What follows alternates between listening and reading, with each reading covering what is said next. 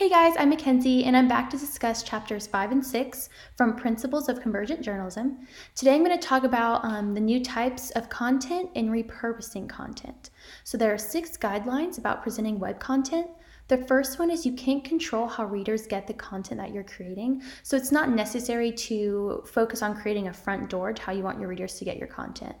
The second guideline is that you'll need to create a navigation system to help interlink parts of a story. Next, the elements need to have enough context to stand alone and to add to your story. The next element is stories no longer need to be a certain amount of words. Sometimes you may use no words at all. The fifth element is news has become a conversation, so it should allow the reactions of the readers. And finally, you should have the ability to follow interrelationships. News is still a chunk of text with a picture underneath, but now there are more digital elements to include, and the news is always with us wherever we go on our smart devices. So with changing news stories, journalists have to approach stories differently. They have to ask themselves, what is the best way to tell the story with the resources given to us? For example, if a newsroom is covering a story and they want to take some video, they have to think about if they have enough time for that, and if they have someone with the necessary knowledge about what constitutes as a good video. Journalists must also make sure that their online stories have shells, tags, and RSS feeds to help users find related information and to share that on the web.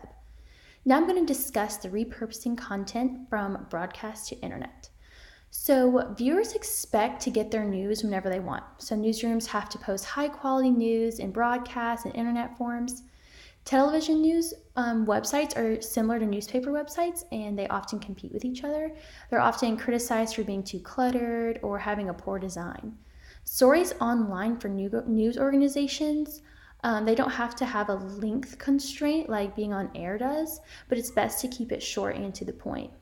A key element for web story is interactivity. So if you post just a text story, some may just skim it or move on or not read it at all. So the best thing is to keep them connected, and to do that is to add other elements to your story. So offering other links to get more information or using graphics, pictures, or videos can help with this. It's important to have a good website management as well, such as knowing when to update. So if you have breaking news, that should be placed immediately on the website. But it can be difficult making the judgment on which stories are urgent enough to break. So I hope all this information was helpful to you. This is blog number 4, Mackenzie Hamby for Converge News Production.